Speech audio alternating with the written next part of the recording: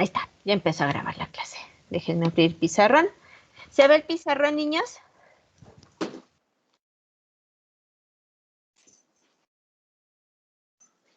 Niños, ¿se ve el pizarrón? Sí, maestra.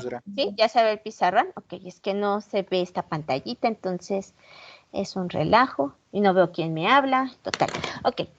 La clase pasada, como les comentaba, muchachos, veíamos el impacto de las barreras arancelarias y de los subsidios en términos de mejorar o empeorar nuestros términos de intercambio. ¿Qué vamos a ver hoy? Hoy lo que vamos a ver es esa clasificación general de las barreras arancelarias y cómo se aplican. Entonces, como título, muchachos, ponemos, así tal cual, barreras arancelarias.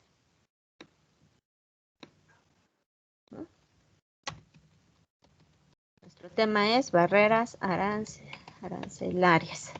Ajá. Y nosotros ya habíamos definido qué es un arancel, muchachos. A ver, otra vez, ¿quién me define qué es un arancel? Los impuestos que se pagan de importación. Exacto, un impuesto a las importaciones. Ojo, chaparrita, no solamente son a las importaciones, también hay impuestos a las exportaciones. Ahorita lo vamos a ver. No es un impuesto muy común, pero los países... ¿Mande, hija? ¿Es muy bajo ese impuesto que se paga por exportar? Más que bajo, hija, es un poco común. Le voy a decir por qué. Porque nosotros lo que queremos es colocarnos a nivel internacional y que nos compren nuestros productos. Entonces, realmente el gravamen por exportación es técnicamente mínimo. Pero hay países que son países monoexportadores, como su palabra lo dice, mono, un producto es el que engloba el grueso de su comercio internacional. Por decir, México podríamos hasta cierto punto encasillarlo como país monoexportador de petróleo. Sin embargo, tenemos todo lo que es la industria manufacturera. Entonces, ahí ya con eso, muchachos, pues no dependemos al 100 del petróleo. Pero por decir Venezuela, que se ha tenido estos conflictos a nivel internacional por su forma de gobierno, muchachos, es un país monoexportador. ¿Qué es lo único que exporta? Petróleo. Los países de la OPEP, muchachos, los países de la OPEP son países que exportan otros productos, pero generalmente el grueso de sus exportaciones depende de un solo producto, que es el petróleo. ¿Qué hacen estos países? Lo que hacen es cobrar un impuesto a la exportación. Y si a mí me cuesta más sacar mi producto al mercado, muchachos, ¿voy a vender mucho o voy a vender poquito de mi producto en el mercado? Yo antes vendía 100 barriles de petróleo. Ajá, ahora me cobran un impuesto a esos barriles de petróleo. ¿Voy a exportar los mismos 100 barriles o voy a exportar menos barriles de petróleo? Me están cobrando por sacarlos. ¿Menos? Voy a empezar a exportar menos barriles de petróleo. Y si yo empiezo a colocar una menor cantidad de barriles de petróleo en los mercados internacionales, ¿qué va a pasar con la producción internacional mundial de petróleo? ¿Va a haber mucho o va a haber poquito petróleo? Poquito, ¿no? Sí, ajá, empieza a haber poquito petróleo. Y si empieza a haber poquito petróleo, ¿qué va a pasar con los precios, muchachos? ¿Van a subir? Van a subir. Y los países que somos productores de petróleo, como estamos vendiendo poquitos barriles y está subiendo el precio, ¿ganamos o perdemos? Perdemos. ¿Perdemos? ¿Segura? A ver, analícelo. Ganamos porque estamos es más el precio. vendiendo los más caros. Exacto, estamos vendiendo poquito y los estamos vendiendo más caros. ¿Entendieron eso? A ver, ¿fue muy difícil de entender? No, Miss. ¿No? Bueno, pues eso dígale a la estúpida que es la Secretaría de Energía. A esta Rocionale que no supo entender eso cuando nos dijeron que teníamos que reducir la producción de barriles de petróleo en la OPEP y se burlaron de nosotros. Qué triste, ¿verdad? No se enoje, maestra. Yo me voy a morir de un maldito coraje con esos señores que no saben agarrar un libro. Pero bueno, Así funciona, muchachos. Ese es un arancel a la exportación. Generalmente los países monoexportadores lo que hacen es aplicar este tipo de aranceles o impuestos a la exportación para encarecer sus productos en los mercados internacionales. Al reducir la oferta, aumentan los precios y aumenta el margen de ganancia. Esa es la idea de estos aranceles a la exportación. ¿Qué países los han llegado a aplicar? Son aquellos países que predominan en un solo producto. Por decir, hace muchísimos años Brasil y Colombia, muchachos, dominaban el mercado cafetalero. Y ellos eran lo que hacían para mantener los altos precios del café, manipulaban la producción. En el sentido de cobrarles impuestos. Si había poquito café en los mercados internacionales de café, pues obvio los precios subían. Y por increíble que parezca, muchachos, el café es uno de los bienes más codiciados en el mundo. Bueno, no sé si ustedes sean como su profesora, pero su profesora se toma una taza en la mañana, luego una taza en la tarde, luego 2 en la noche y vive el café, ¿no? Entonces, sí es algo que genera vicio, ¿no? Y ahí andamos tome y tome café. Y se considera uno de los productos más cotizados a nivel internacional. Entonces, eso es lo que vamos a ver. Entonces, un arancel es un gravamen, perdona que puse con mayúscula, es un gravamen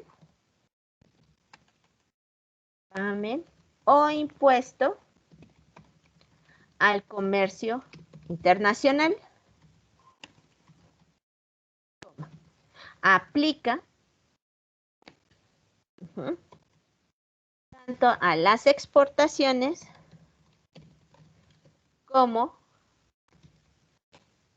a las importaciones, porque es más general, a las importaciones como a las exportaciones. Su clasificación general es la siguiente. Entonces, ¿cuál va a ser nuestra clasificación de estos impuestos, muchachos? El primero, impuestos ad valorem. A ver, ¿qué son los impuestos ad valorem?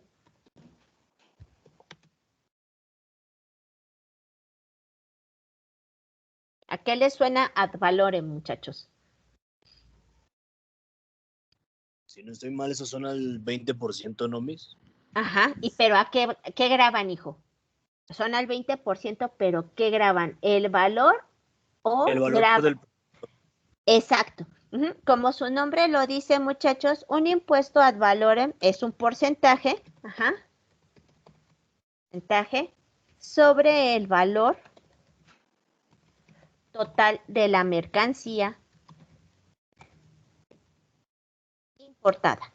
Aquí no me importa si son aguacates o son computadoras, tú me tienes que pagar un arancel por el valor de las mercancías que estás sacando del país. ¿Estamos de acuerdo, muchachos? Como bien lo mencionaron, es más o menos del 20%. Yo había escuchado que en otros productos es del 15%, pero realmente desconozco si esto es generalizado.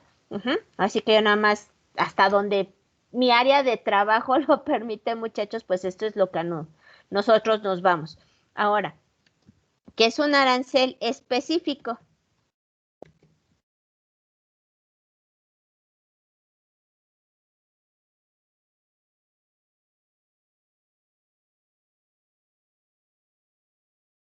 A ver, muchachos, ¿qué es un arancel específico? ¿A qué les suena?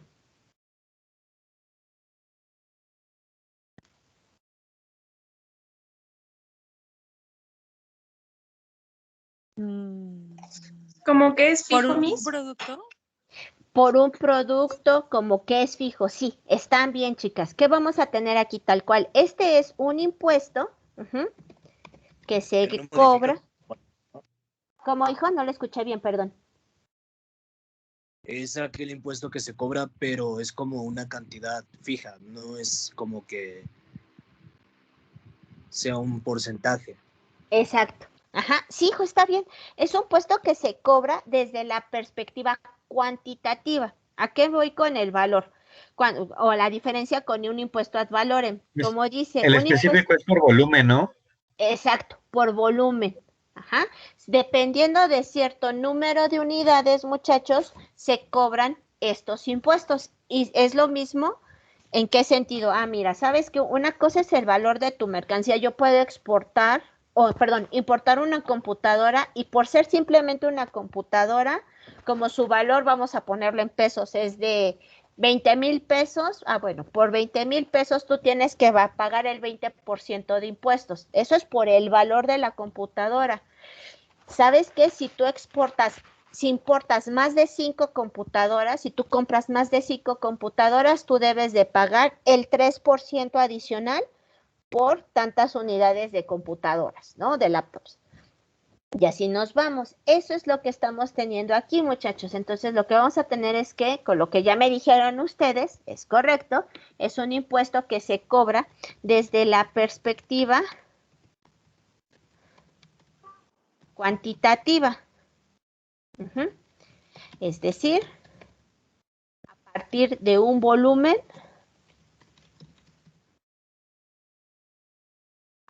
o número de unidades. Un ejemplo ya aplicado, muchachos, fue lo que nos pasó al final. Sí, los 2 últimos años, muchachos, del sexenio de Enrique Peña Nieto. Me van a decir, ¿y por qué con ese señor? Bueno, los 2 últimos años del sexenio de Enrique Peña Nieto, muchachos, se desató la crisis del limón. No sé si ustedes recuerdan que el kilo de limón, o pregúntenle a sus mamás, que son las que se han de acordar mejor que ustedes, que el kilo de limón llegó a estar entre 80, 100 pesos. No sé si les tocó o medio se acuerdan de eso. Sí, yo sí me dicen acuerdo sí. de eso. Sí, A todo, ya quedamos que le echan a todo limón, ya quedamos que a la cerveza no se le echa limón, pero bueno, eso es una discusión subjetiva, pero quedamos que a todo le echábamos limón, ¿no? En este caso, muchachos, nosotros tenemos acuerdos comerciales firmados con Centroamérica precisamente con este producto. ¿Qué pasó, muchachos? En ese momento lo que hizo el gobierno de Enrique Peña Nieto fue que los aranceles específicos que se cobraban por la importación de limón fueron eliminados como una medida temporal. Entonces se incrementó el volumen que podía pasar libre de impuestos, muchachos, hacia nuestro país de limón para satisfacer las demandas de limón de nuestra población y así bajar un poco el precio. El limón ahora sí que si ya analizamos nuestra canasta de consumo básico, muchachos, nosotros somos uno de los países que consume más limón a nivel internacional. Le echamos limón a los tacos, a la sopa, al caldo, a la cerveza, a todo. Entonces es considerado un bien de consumo básico. En el momento que hubo esta escasez, bueno, se eliminaron estos impuestos específicos para permitir la importación libre y satisfacer la demanda interna. Entonces, ¿sí va quedando claro, muchachos? Ahora, vamos con el siguiente. Aranceles prohibitivos. ¿Qué creen que sea un arancel prohibitivo, muchachos?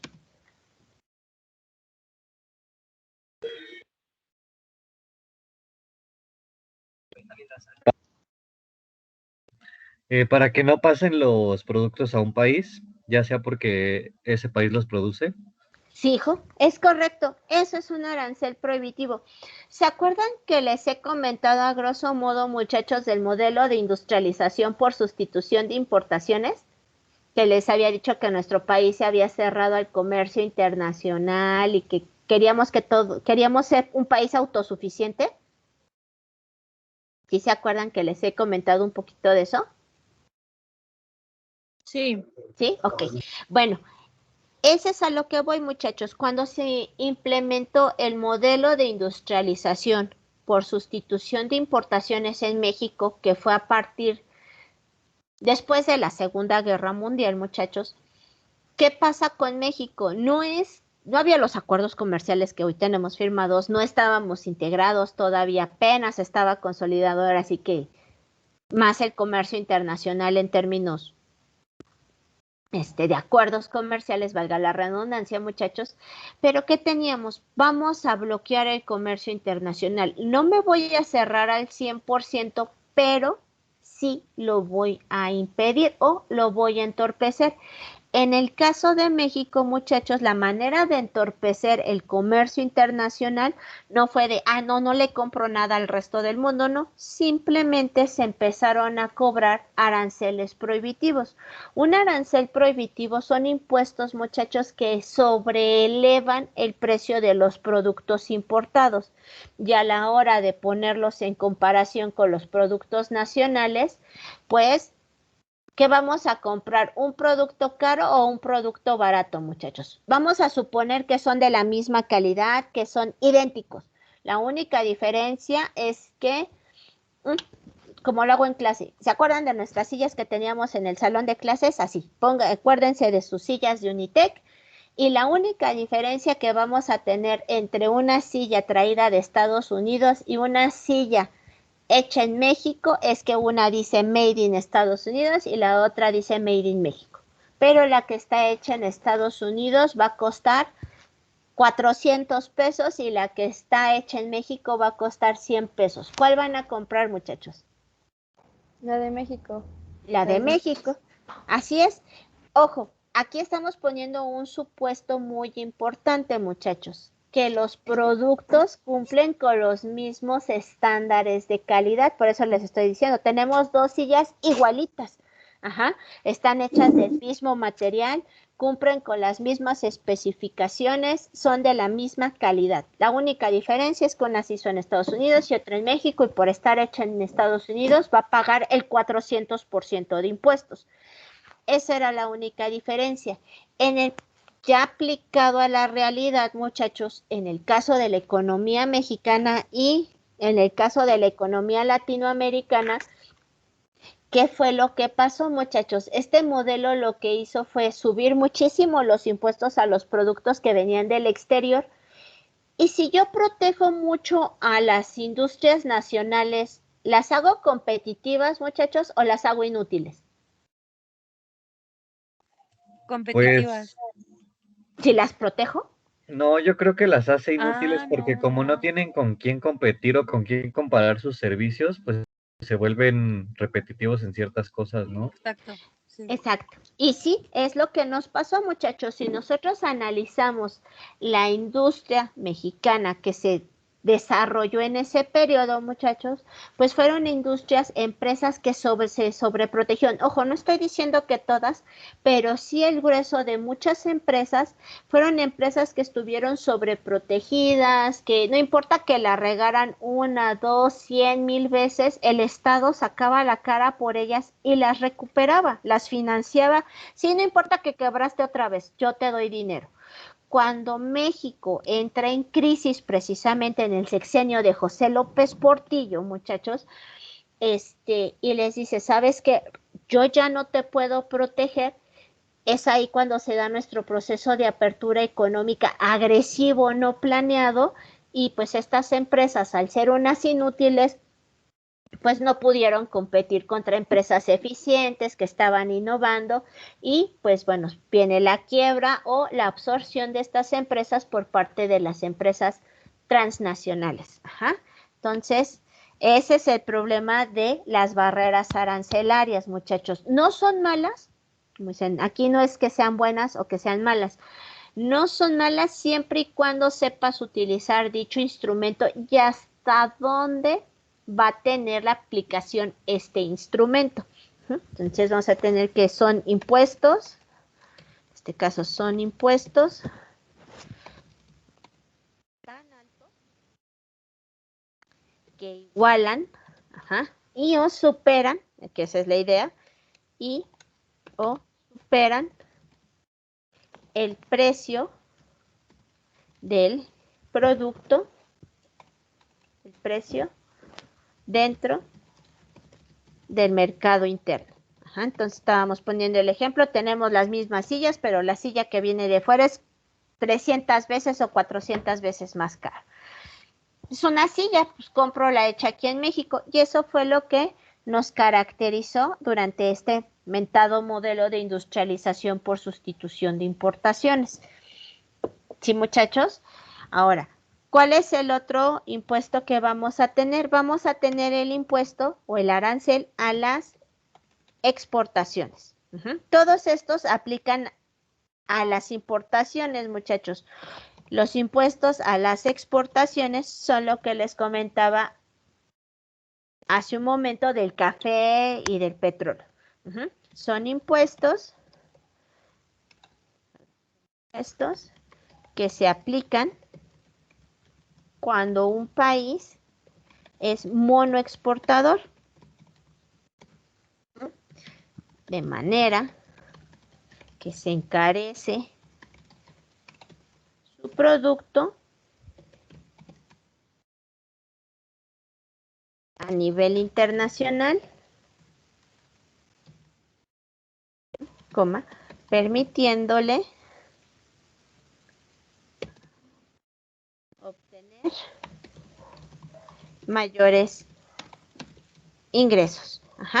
Y esto era lo que les decía, lo que había hecho la OPEP. Y esto fue lo que se aplicó, muchachos, el año pasado. Ahora, si lo vemos así, fue lo que se aplicó el año pasado, no con impuestos, pero sí con el esquema de cuotas. Vamos a establecer menores cuotas de producción de barriles de petróleo para encarecer el precio para encarecer los barriles de petróleo en el mercado y de esa manera, muchachos, pues elevar los precios. Si bien es cierto, elevan el precio de las gasolinas, pero generas una ganancia. Además de que en ese momento, muchachos, que fue a mitades del año pasado, pues nosotros estábamos en plenos picos de la pandemia. Bueno, nosotros nunca hemos bajado del pico, pero a lo que voy es de que había una restricción a la movilidad mucho más marcada, lo que estaba haciendo que no se vendieran los combustibles y por lo tanto se sobrepasara la capacidad de almacenamiento de los países a nivel internacional, no solamente en México, sino a nivel internacional. Decían, es que ya no tenemos dónde guardar el petróleo, ya no tenemos dónde guardar los combustibles. Si ustedes siguen produciendo, no hay manera de controlarlo. ¿Sí me explico? Y esto fue lo que nos pasó. Hasta aquí, muchachos, ¿vamos bien? ¿Sí le van entendiendo?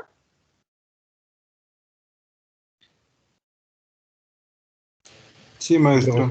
¿Sí? ¿Todo bien? Ok. Y por último, vamos a tener lo que son los subsidios a las exportaciones. Lo vamos a poner dentro de las barreras arancelarias, que es una forma de impuesto. A ver, ¿qué vamos a hacer en este caso, muchachos? ¿Qué es un subsidio a la exportación? ¿Me va a ayudar o me va a entorpecer la manera de sacar mi producto?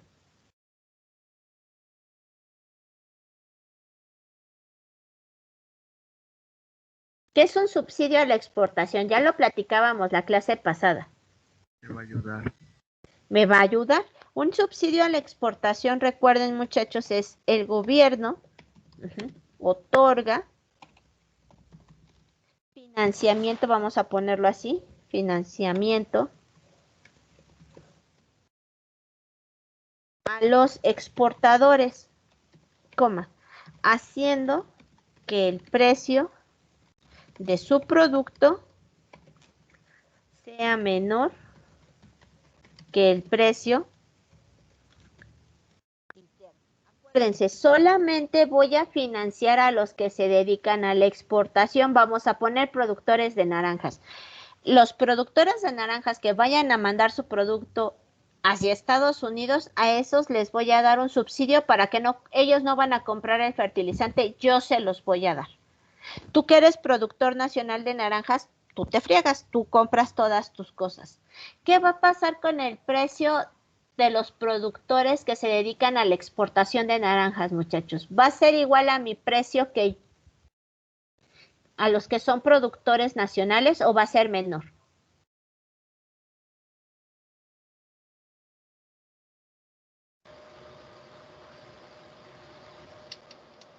¿Ustedes qué creen que pase? El Estado, ustedes van a ser los productores internacionales, ustedes se van a dedicar a exportar.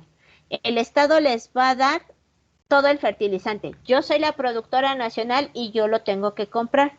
Si comparamos nuestros costos de producción, ¿quién va a tener costos de producción más altos? ¿Ustedes o yo, muchachos?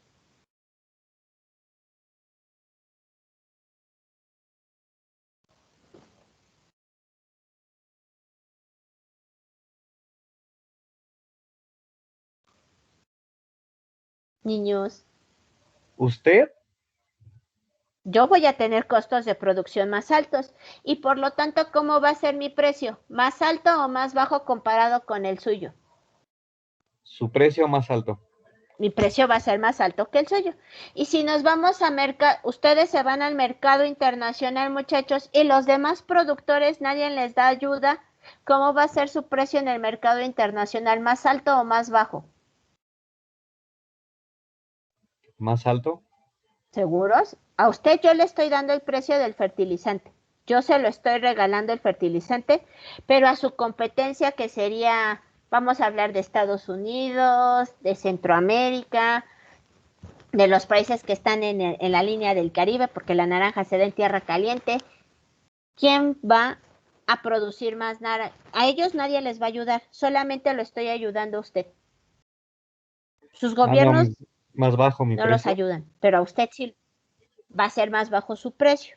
Entonces, ¿esto qué va a generar en los mercados internacionales? ¿A quién le van a comprar las naranjas? ¿A usted o a los demás? ¿A mí? Sí, así tal cual funciona, bueno, bonito y barato, sea local, sea extranjero, ¿no? ¿Qué va a pasar, muchachos? Como los demás productores internacionales no están recibiendo ayuda de sus gobiernos, pues ellos se están enfrentando a una competencia desleal. Y si nos cacha la OMC con estas prácticas de subsidios a las exportaciones, muchachos, nos hacemos acreedores a sanciones. Estamos de acuerdo porque se considera una práctica desleal al comercio internacional. Se supone que el comercio internacional, muchachos, es que todos estamos brincando en el mismo suelo. O sea, estamos brincando sobre parejo.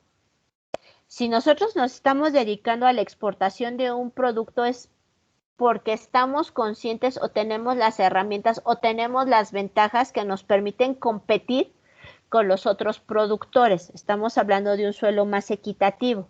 En el momento que el Estado interviene y nos da estos subsidios, mueve la balanza del comercio internacional, inclinándose hacia favor de un país en específico y por lo tanto la OMC interviene. Recuerden cuándo surge la OMC, muchachos. Ahí, Wikipedia.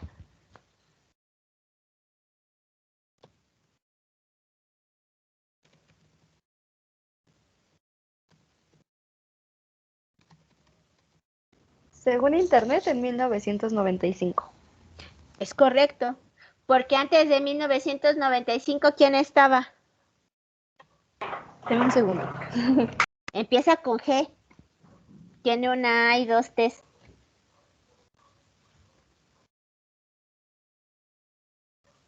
Es el Acuerdo General sobre Aranceles Aduaneros y Comercio, ¿no? Para los cuates el GATT. ¿Sí o no? Sí. Ahí está. Eso, muchachos. Ok, ojo. Antes del GATT estaba la ronda de Uruguay. Ahí lo pueden ustedes checar en internet. No es que no hubiera organismos que se encargaran del comercio internacional, pero les digo, cuando termina la Segunda Guerra Mundial, muchachos, no solamente México, no solamente Latinoamérica, sino el resto del mundo, podríamos marcarlo así, muchachos, se empieza a cerrar al intercambio internacional. ¿Por qué? Porque estamos en un contexto de posguerra y las economías se tienen que reconstruir, muchachos. Entonces, de que yo le tenga que comprar al vecino a que lo pueda producir adentro de mi país, dices, pues nos ahorramos de pagarle al vecino, mejor lo hago yo. Y eso fue lo que pasó. Por eso les digo, no es que dejara de existir el comercio internacional, pero lo empiezas a entorpecer. Y como ya lo hemos discutido en otras clases y desde el principio del cuatrimestre, pues conforme fue pasando el tiempo, muchachos, pues muchos países empezaron a dar cuenta que ellos no eran autosuficientes. Ok, vamos a pensar, México tiene una gran cantidad de bienes, pero no tiene la tecnología. Vamos a pensar en Estados Unidos, tienes mucha tecnología, no tienes las materias primas, por lo tanto no te puedes cerrar al 100% al comercio internacional. ¿Sí, muchachos? Entonces, déjenme terminar. A esta práctica se le conoce como dumping. Ajá. Se le considera una práctica desleal. Me subir tantito el pizarrón. Una práctica desleal de comercio y es sancionada por la OMC. ¿Sale, muchachos? ¿Hasta aquí alguna duda? ¿Alguna pregunta? No, profesora. ¿No? ¿Todo bien? Ok. ¿Puedo cambiar el pizarrón o me espero tantito? Espera tantito, maestra. Claro que sí, chaparrita.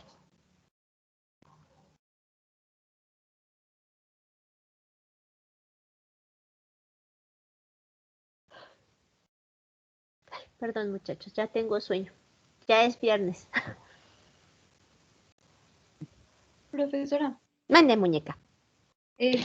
bueno, no tiene mucho que me acabo de conectar. Tuve que salir por cuestiones familiares, Ujú. pero ya estoy, bueno, ahora ya estoy otra vez en mi casa y ya me conecté.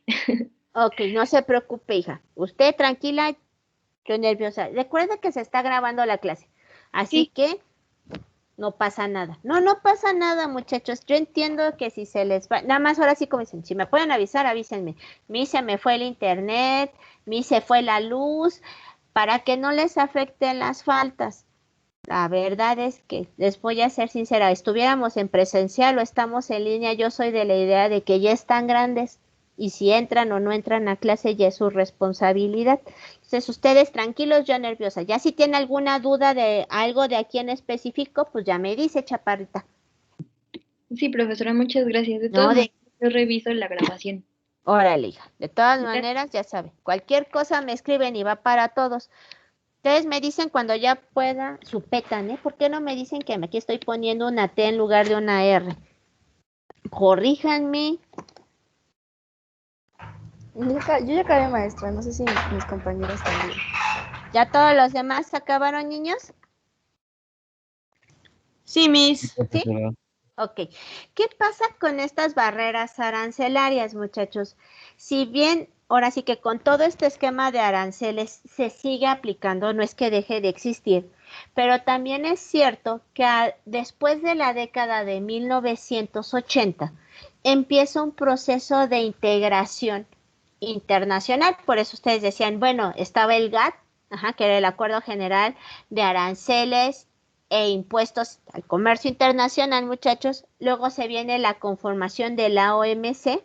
México forma parte de esa OMC y viene este flujo de mercancías y empezamos a firmar acuerdos comerciales. Recuerden, México entra en vigor en México el 1 de enero de 1994, muchachos, entra en vigor el TLCAN, el extinto TLCAN, ¿no?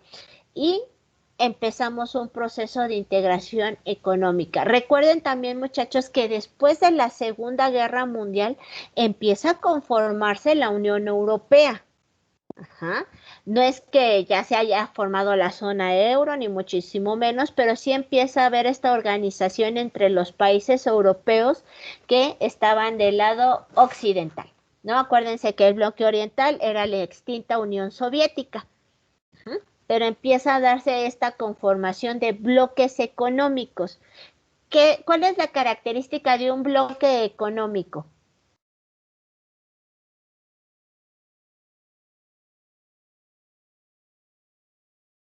Ahí búsquele en internet.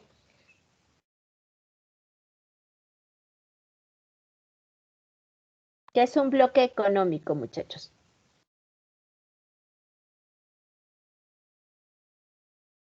¿A qué le suena la palabra bloque económico? Algo que te detiene, ¿no? Algo que te detiene. Ok, los bloques económicos, muchachos, se empiezan a conformar por regiones. ¿Es fácil que México forme un bloque económico con Rusia? No. ¿Por qué no es fácil? ¿Por la porque no distancia? están muy juntos. Exacto, por la distancia. Es más fácil que México forme un bloque económico con Estados Unidos y Canadá y con toda Centroamérica y Sudamérica. ¿Estamos de acuerdo? O sea, esa es una de las características de la conformación de un bloque económico. Uno, la cercanía geográfica, muchachos, y dos, ciertas características de nuestra economía. Aquí sí les voy a ser muy sincera, muchachos. A partir de que inicia el nuevo siglo, a partir de los 2000, México rompe una larga tradición que había tenido de estar, si bien teníamos que hacer negocios con Estados Unidos, eso nunca se ha negado, y que sí tenemos una gran dependencia económica con Estados Unidos, pero siempre estábamos más alineados hacia las políticas económicas que se aplicaban en Centro y Sudamérica. O sea, éramos de sí le tengo que vender a Estados Unidos, sí me quiero parecer a Estados Unidos, pero somos más de este lado, ¿no? A partir de que entra el gobierno de Vicente Fox, hay una reconfiguración. Ojo, muchachos, ni Salinas, que era Salinas, se atrevió a tanto. O sea, nunca se había roto relaciones económicos, sociales, políticas, si lo quieren ver así, muchachos, con América Latina. O sea, decíamos, América Latina está México para abajo. O sea, nosotros somos Latinoamérica y sí está Estados Unidos, sí está Canadá, pero nosotros somos Latinoamérica, somos latinos. A partir de que entra Vicente Fox al poder, muchachos, sí se da una ruptura y no sé si han escuchado el famoso comes y te vas. Sí, de Fox. Exacto. A ver, ¿qué pasó con Fox, con el comes y te vas? ¿A quién se lo dijo?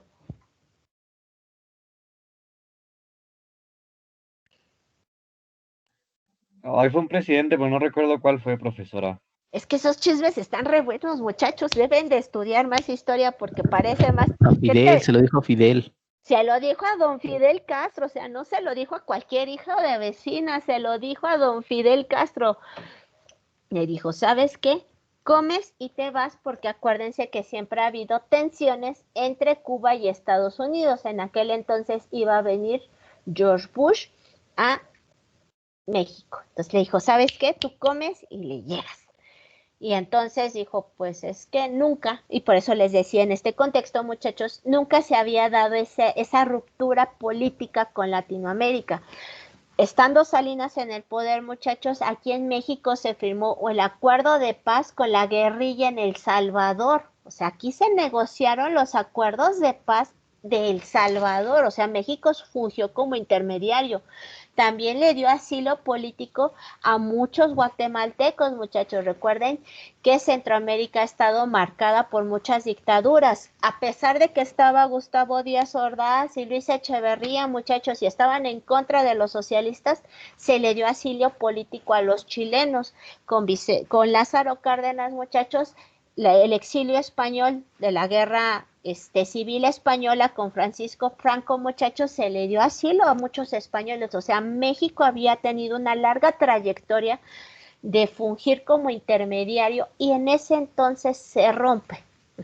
Entonces, eso es importante tenerlo en cuenta para todo este contexto. ¿Por qué? Porque ya empieza a haber, ya no solamente en términos políticos, empieza a haber una integración en términos económicos, muchachos, y es cuando empieza a tomar boom el famoso término globalización. Y estas barreras arancelarias, muchachos, empiezan a quedar cada vez más rezagadas. ¿A qué me refiero? Con la firma en aquel entonces del Tratado de Libre Comercio, ¿qué pasa con México? ¿Sigue cobrando los mismos impuestos o empieza a tener un trato preferencial?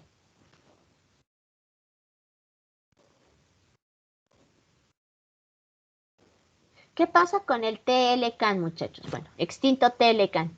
¿Cuál era el objetivo de este instrumento? ¿Fomentar qué? El comercio, ¿no? Fomentar el comercio entre estos tres países. Entonces, si queremos fomentar el comercio entre estos tres países, ¿nos vamos a dar un trato preferencial, sí o no?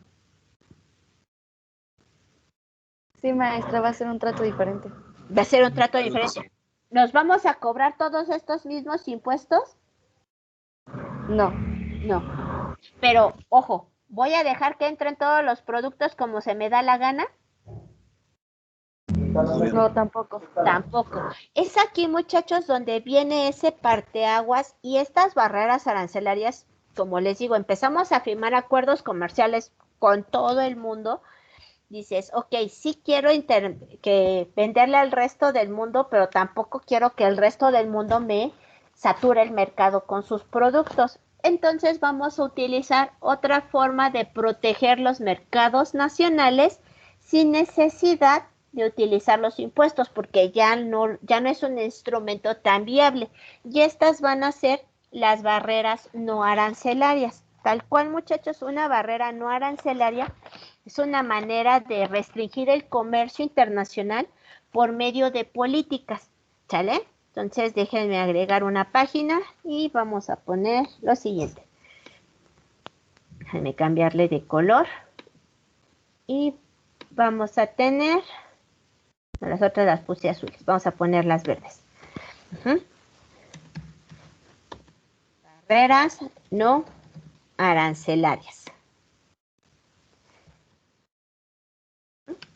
Y aquí lo que vamos a tener, muchachos, son restricciones, se definen como restricciones al comercio internacional, coma, por medio de políticas. De políticas y/o, tal cual, y/o medidas administrativas.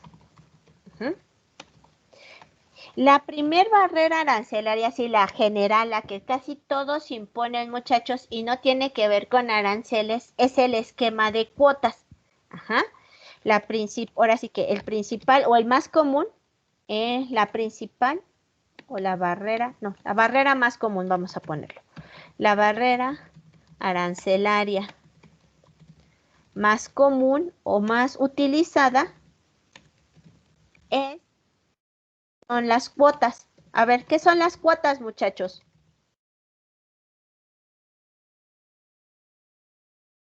Si yo les impongo una cuota, ¿ustedes en qué piensan en automático?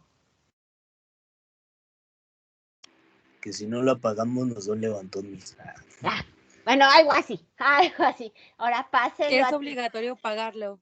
Que es obligatorio pagarlo. Una cuota es algo obligatorio. Aquí ya no estamos hablando de impuestos, pero estamos imponiendo cuotas de importación, es decir, vamos a limitar las cantidades. Vamos a tener libre comercio. No te estoy diciendo que no, no te estoy diciendo que te voy a entorpecer, pero hay un límite. Tú solamente puedes pasar tantos kilos de jitomate, tantos automóviles, tantas toneladas de aguacate a mi país bajo los acuerdos comerciales que hayamos firmado. Esa es la principal barrera no arancelaria, muchachos. La principal barrera no arancelaria o la más común son las cuotas que implican, ahora sí que implican una restricción a la cantidad que un país puede importar.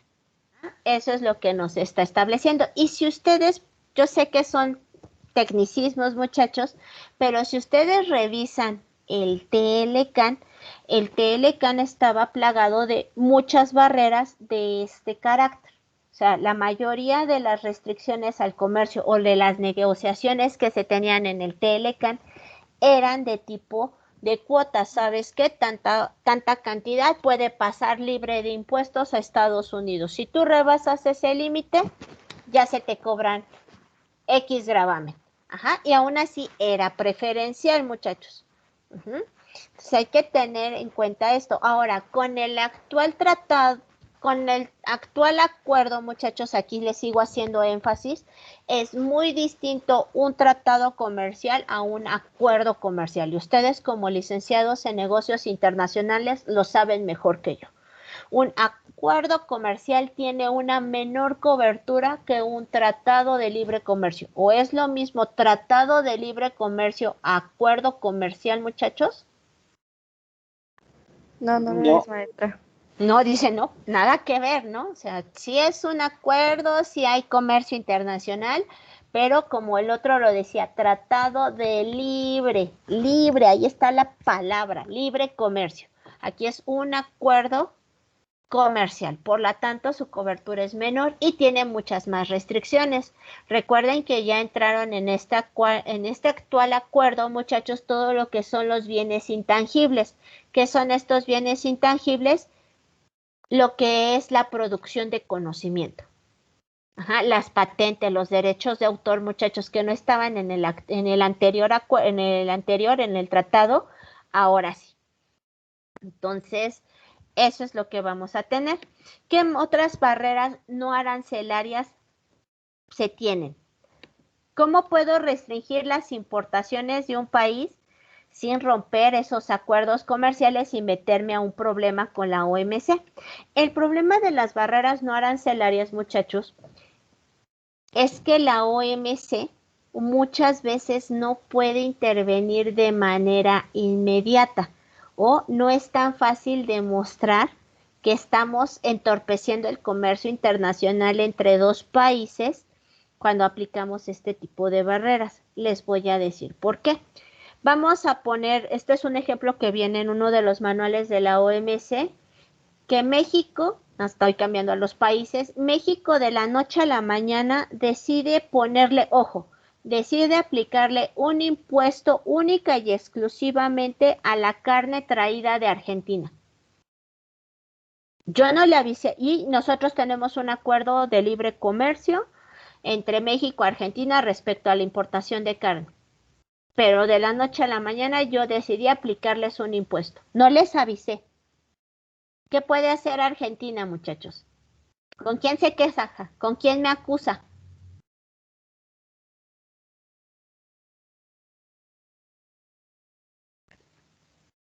Si yo no cumplo un acuerdo, muchachos, ¿con quién me acusarían?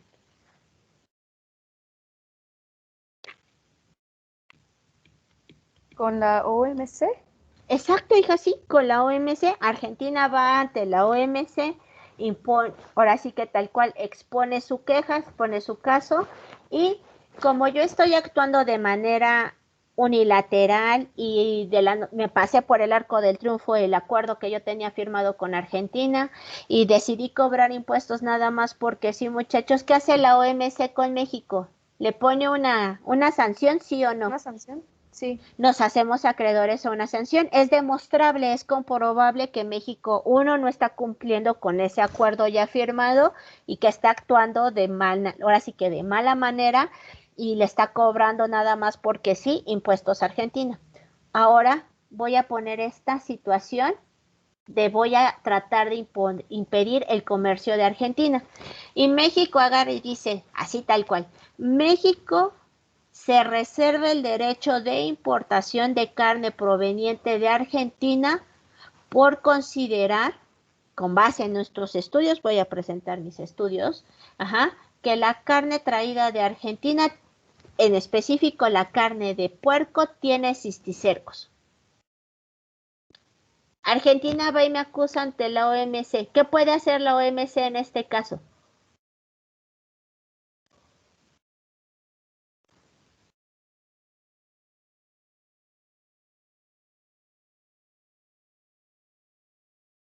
A ver, piénsele tantito, muchachos. ¿Una multa?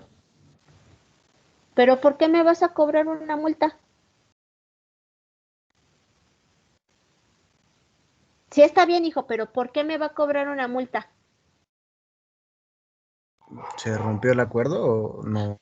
Sí, ok, estoy rompiendo el acuerdo, pero ¿por qué voy a comprar carne que está contaminada?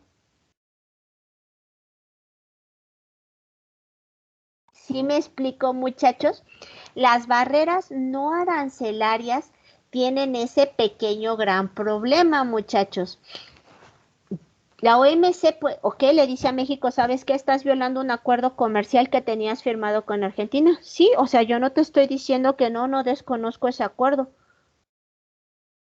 pero la OMC nos puede obligar o nos puede sancionar a que compremos o que respetemos un acuerdo, muchachos, cuando esa carne viene contaminada, que tiene cisticercos. Y ustedes, ¿sí saben qué son los cisticercos? No, maestra. ¿No? Ok, los cisticercos, muchachos, son un gusanito, un parásito que tiene la carne de puerco, sobre todo la carne de puerco.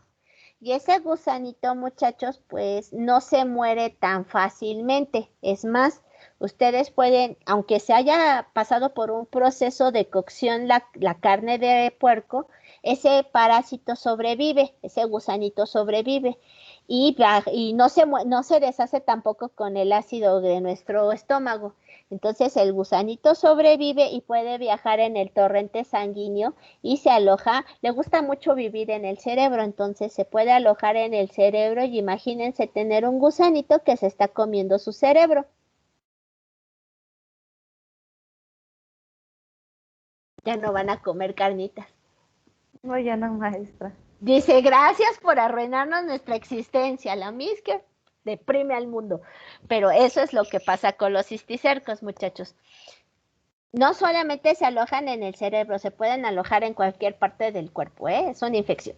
Pero es por eso hay control de calidad. Pero vamos a ponerlo así. La OMC, aunque nos ponga la multa, México, ¿qué puede argumentar, muchachos? ¿Ustedes qué me dirían? Yo soy la OMC y les estoy diciendo a ustedes, México, tienes que comprar carne de puerco contaminada. ¿Qué me contestarían ustedes? Yo soy la OMC, les estoy diciendo, oye, estás violando un acuerdo comercial. ¿Qué me dirían?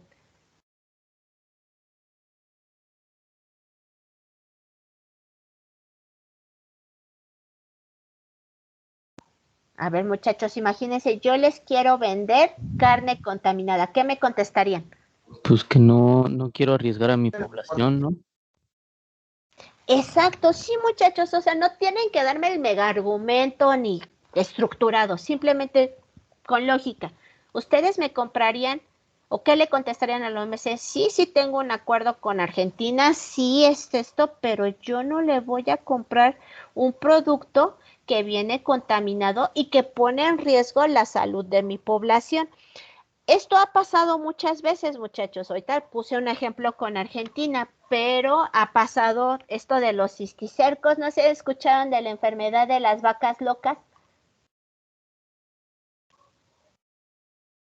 Sí, en Inglaterra, ¿no? En Inglaterra, que también es un parásito que hace que se muera el ganado. Ahora sí que el ganado vacuno, ¿no? Los pollos carnívoros. No, eso sí no lo he escuchado. No, Miss, esa sí no. Esa no, dicen, y poquito, bueno, también pasa con los pollos, muchachos, en algún momento, por las condiciones en que los tienen viviendo, muchachos, estos pollos empezaron a generar tanto estrés que empezaron a atacarse entre ellos y empezaron a comerse. Así tal cual, como si fueran zombies. Los pollos empezaron a comer entre pollos.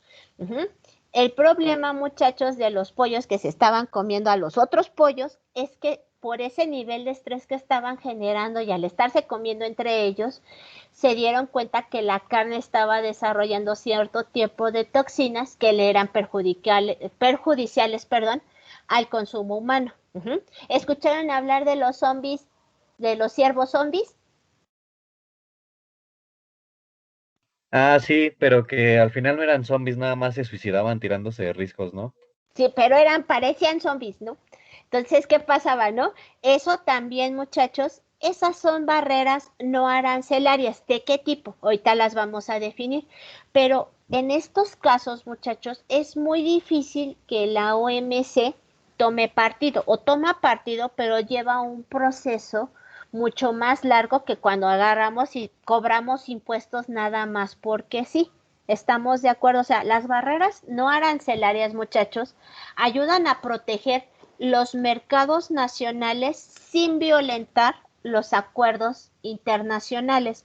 ¿Cómo nos ayudan a proteger los mercados nacionales? Bueno, pues a través de muchas restricciones que ya no tienen que ver con la imposición, valga la redundancia, de un impuesto, sino que tienen que ver con medidas sanitarias, fitosanitarias, zoosanitarias, ahorita les defino cada una, tienen que ver con medidas de control de calidad, tienen que ver con medidas administrativas, tienen que ver con medidas medioambientales. Ajá, y eso solamente por mencionar algunas. Entonces, además del esquema de las cuotas. Entonces, otro tipo de barreras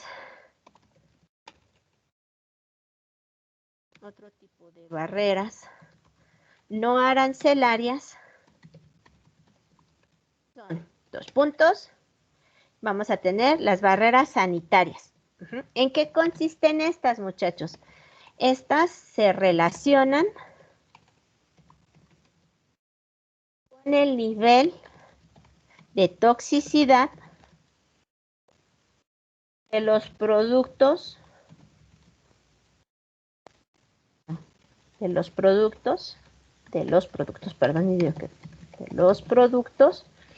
y que ocasionan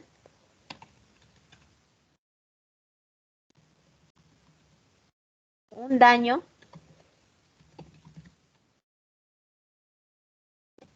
a la salud del ser humano. Ejemplo.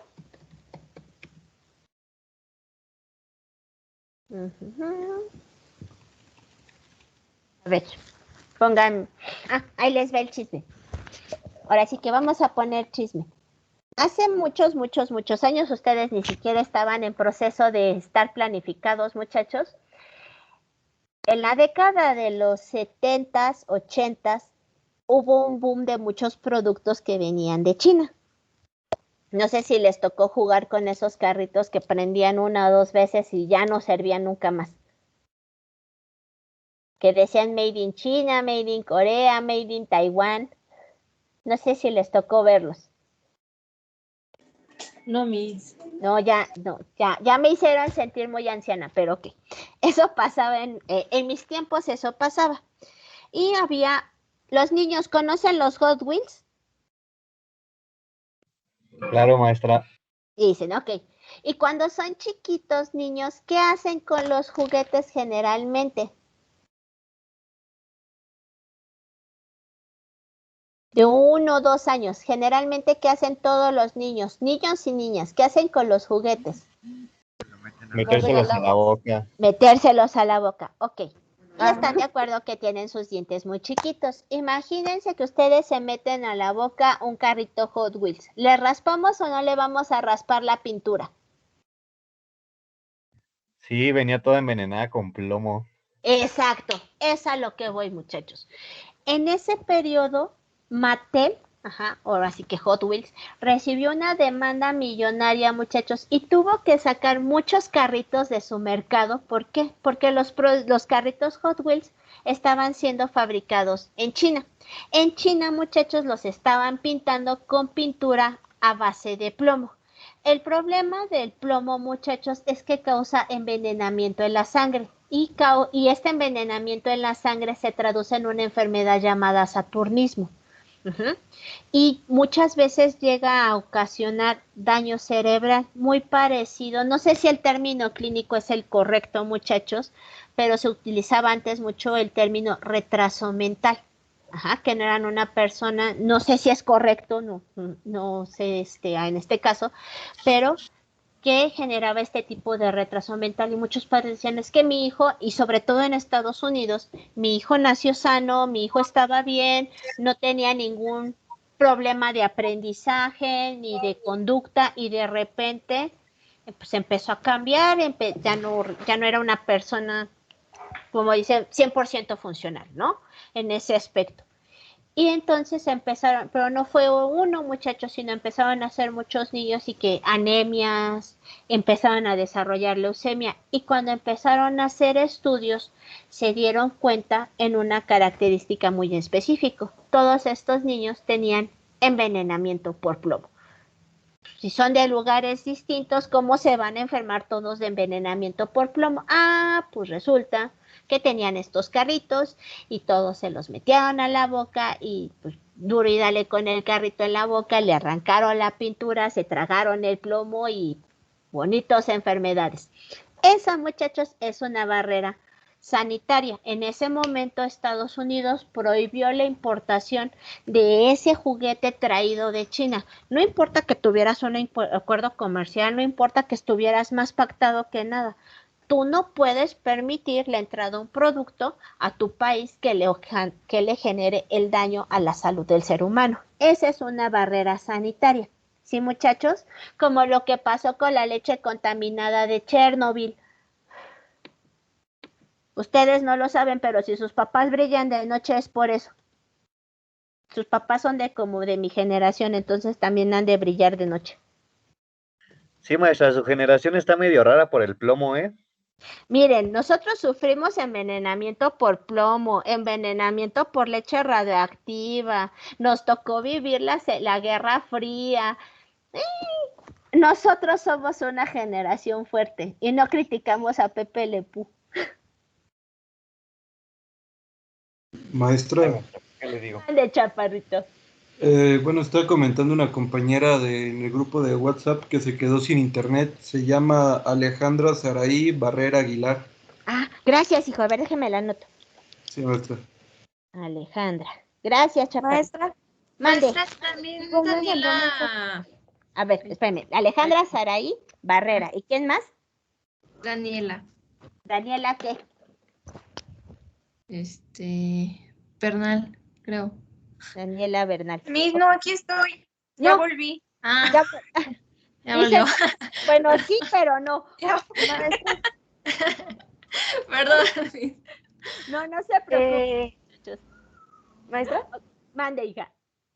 a Ilsa también se tuvo que retirar, pero ella por un problema, creo que de un familiar.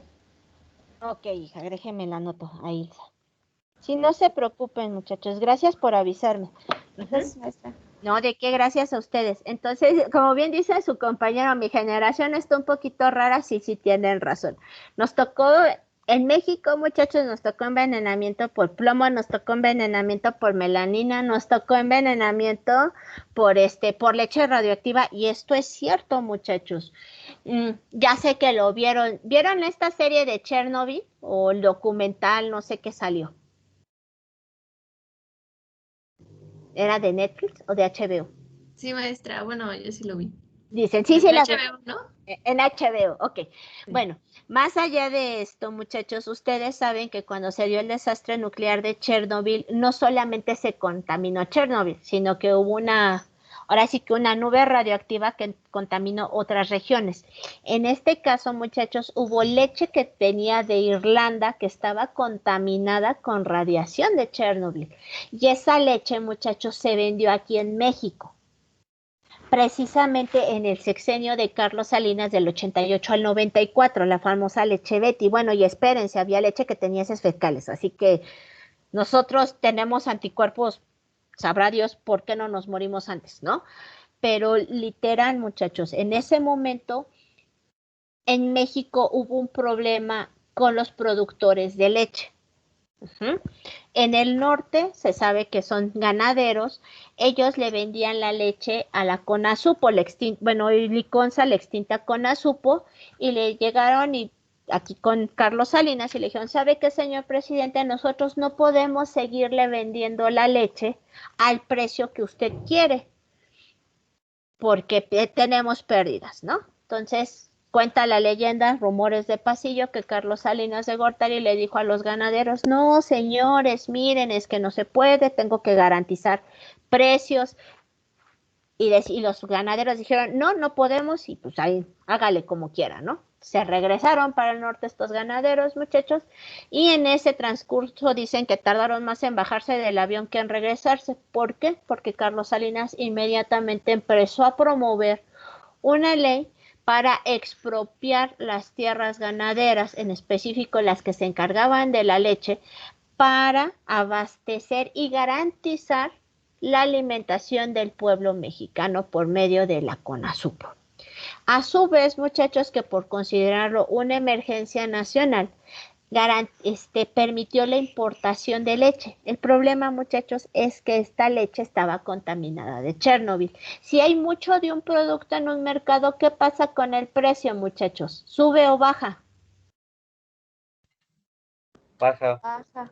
Baja, pues literal se inundó el mercado de leche, se saturó el mercado de leche y los precios cayeron. Por eso les digo, más tardó en regresar los ganaderos del norte y decirle, no, señor presidente, al precio que usted diga. El problema, muchachos, es que sí se llegó a distribuir esa leche y sí hubo casos de envenenamiento por leche radioactiva. Así como los Simpson, nosotros brillamos de noche.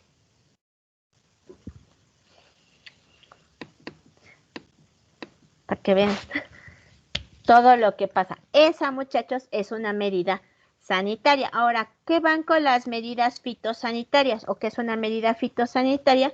Son medidas respecto a los productos de origen vegetal,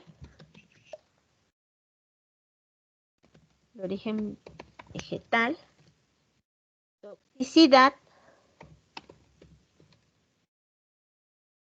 control de plagas.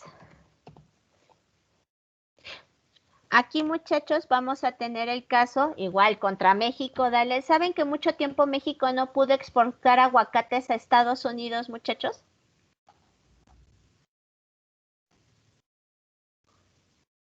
¿O no sabían ese chisme tampoco? ¿Cómo, maestra? Perdón. Que durante mucho tiempo México no exportó aguacate a Estados Unidos. No, ¿y por qué pasó eso, maestra? ¿Cómo cree? Durante mucho tiempo, muchachos, México se enfrentó a una barrera fitosanitaria. ¿Por qué? Porque los productores norteamericanos argumentaban que el aguacate mexicano, al ser regado con aguas negras y al ser tratado con plaguicidas y pesticidas altamente tóxicos, alteraban la composición del aguacate, haciéndolo tóxico.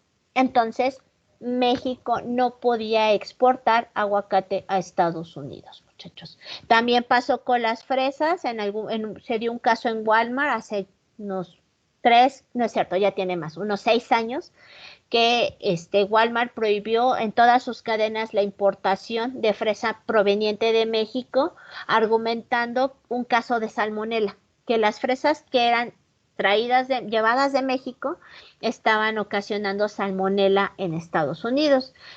Y así sucesivamente, muchachos, a pesar de que hay acuerdos comerciales, díganme, ¿la OMS podría obligar a Estados Unidos a seguir comprándole aguacates a México si estos están argumentando con estudios que los aguacates son tóxicos? ¿Ustedes qué creen que haga? ¿Creen que la OMS los puede obligar o imponerles una sanción?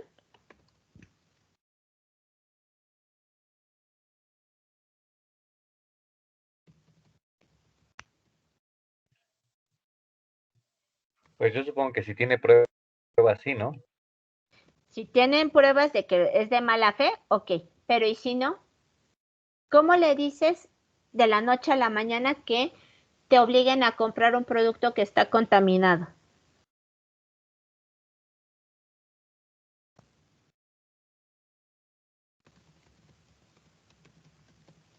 ¿Sería lógico que la OMC nos sancionara, muchachos?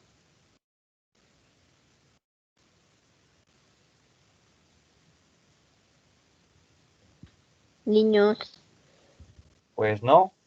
No, eso es lo que pasa con estas barreras no arancelarias. Vuelvo a hacer énfasis, las barreras no arancelarias son más difíciles de demostrar ante la OMC. No estoy diciendo que imposibles, pero sí llevan un proceso más largo, muchachos. ¿Por qué? Porque hay que verificar todo esto, llevar estudios y decir, ok, estás actuando de mala fe, no es cierto que las fresas lleven salmonela, no es cierto que los aguacates sean tóxicos. Eso es lo que pasa. Ahora, las medidas zoosanitarias, muchachos, van referidos con las enfermedades y sustancias que puedan afectar tanto a los animales como al ser humano. Y es aquí los casos que les puse hace un momento de la enfermedad de las vacas locas, lo de los pollos carnívoros, lo de los venados que eran zombies, que no eran zombies, y todo este tipo de enfermedades. Tú no puedes obligar a un país a respetar un acuerdo comercial sabiendo que si tú traes un pie de crianza, que venga infectado puede desatar que se infecten los demás animales y por lo tanto afectar tanto la salud de los animales locales como del ser humano, ¿no? También pasó con la gripe aviar y así nos podemos ir con diferentes enfermedades que afectan a los animales. Lo que está pasando ahorita con el COVID, muchachos, cuando no nos dejan, ojo, los aviones que salen de otros países hacia México no hay problemas, pero qué tan bien recibidos son los aviones que vienen de México hacia otros países.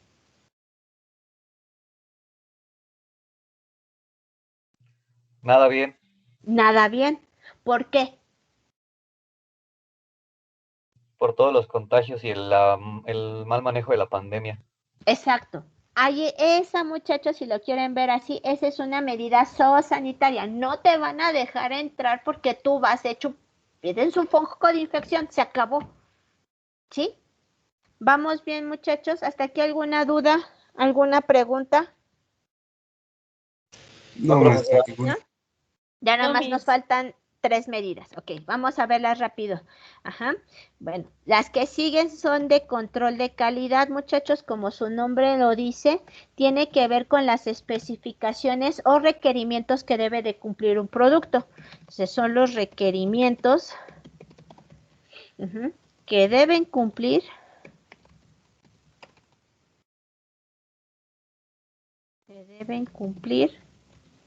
los productos que ingresan a un país respecto a sus características.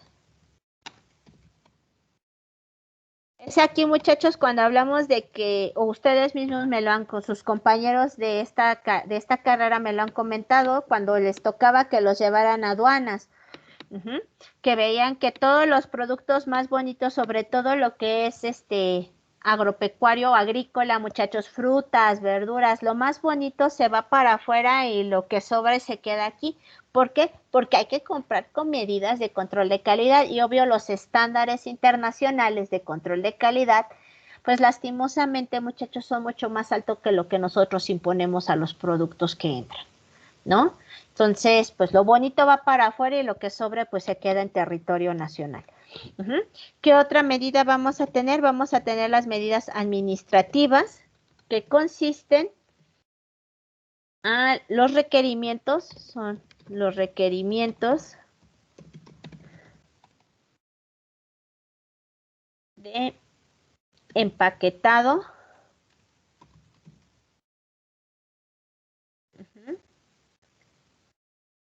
Son los requerimientos, en términos, perdón, respecto al producto, son los requerimientos, perdón, respecto al producto en términos de empaquetado. Ajá. Aquí una medida administrativa que es impuesta por México, muchachos, es que en el caso de México solicita que los productos tengan instrucciones en español. Otra manera administrativa, muchachos, que no venga con sobreembalaje, que ya ustedes lo ven, que no venga con plástico, que sea cartón reciclado, que no sea cartón reciclado, que tenga, ojo, hasta la pintura, muchachos, con qué tinta está hecho, todo eso son medidas administrativas respecto al producto. Y las últimas que veríamos son las medidas medioambientales. Tal cual son medidas impuestas para preservar el medio ambiente. ¿Han escuchado hablar de la ley sobre la reforma energética, muchachos, que acaba de imponer, impulsar el actual gobierno?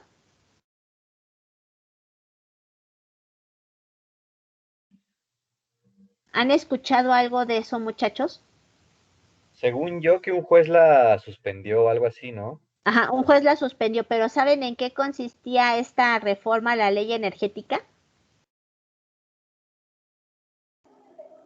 No, muy bien, Miss. No, muy bien, ok. Sí es importante que lo revisen, no tanto porque hay la cuestión de la luz o si nos caen bien o nos cae mal este señor, sino porque tiene que ver con su carrera y sobre todo con el acuerdo, con el UMSCA, con el acuerdo de comercio México, Estados Unidos, Canadá. ¿Qué pasa, muchachos? Esta reforma energética está otorgando el 99% de la energía producida en nuestro país debe de estar generada por la CFE. No hay ningún problema. Bueno, es carácter monopólico, pero ahorita no nos vamos a meter en eso. El problema, muchachos, es que la generación de esta energía sea por medio de combustibles fósiles, y la quema de combustóleo, es decir, contaminación.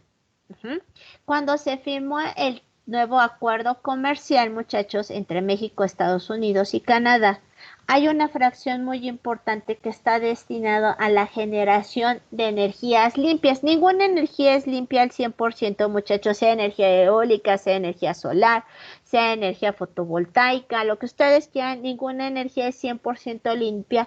Toda energía tiene un impacto en el medio ambiente, eso es innegable. Lo cierto es que estas energías limpias, su impacto en el ambiente es mucho menor que estar haciendo hoyos y sacando petróleo y quemándolo, ¿no? En este caso, muchachos, se está violentando esos acuerdos. Si se aprueba esta reforma energética, muchachos, se estarían violentando acuerdos del TEMEC. Y si se violentan esos acuerdos del TEMEC, vienen medidas retroactivas contra México, lo cual afecta nuestro nivel de comercio a nivel internacional y por lo tanto sanciones, muchachos.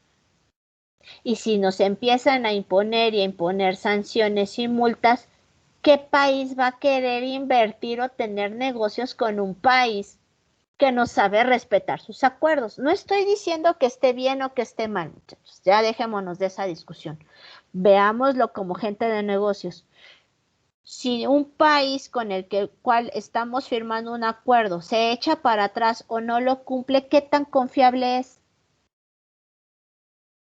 Cero confiable. Cero confiable. Entonces, ¿qué pasaría con México? ¿Ustedes qué creen que pasaría con nuestros negocios internacionales, con los acuerdos y todo lo que hemos firmado? Se pierde la relación, ¿no?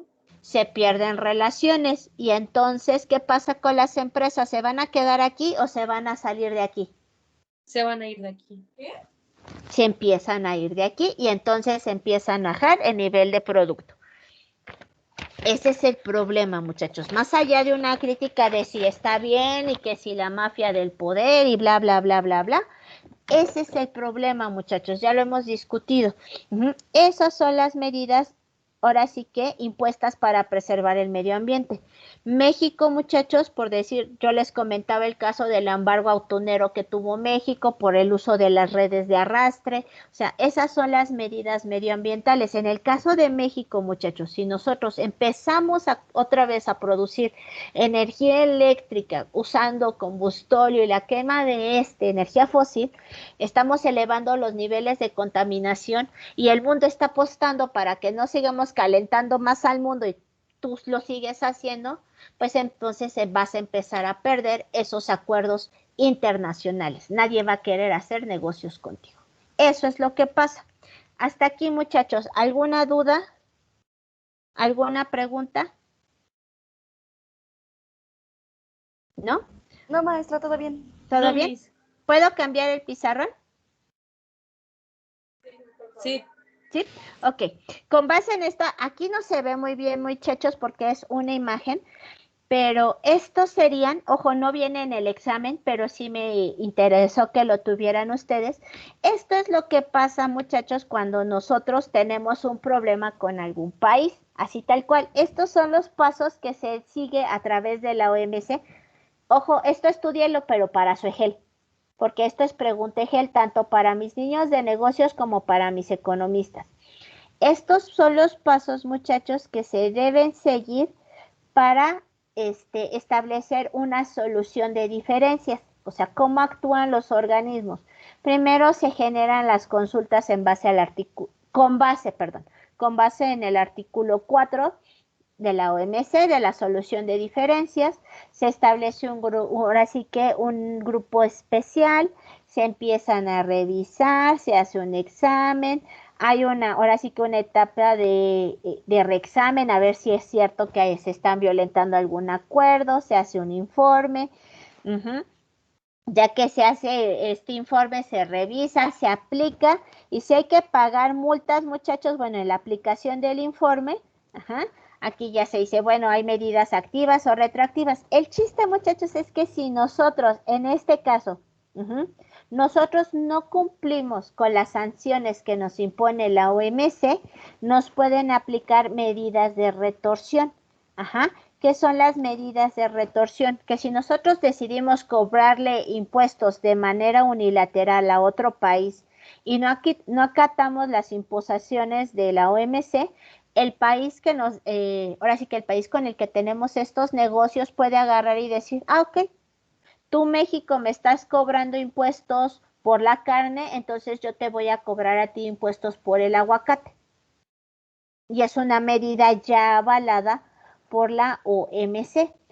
Lo que les decía hace un momento de la generación de energía con métodos contaminantes, muchachos, si nosotros no echamos para atrás esta medida, lo que la OMC, no solamente la OMC, sino a través de otros organismos internacionales, lo que pueden hacer es invalidar nuestros acuerdos comerciales y decir, ¿sabes qué? Yo a México no le compro absolutamente nada porque no están respetando las medidas de protección al ambiente. Y se acabó.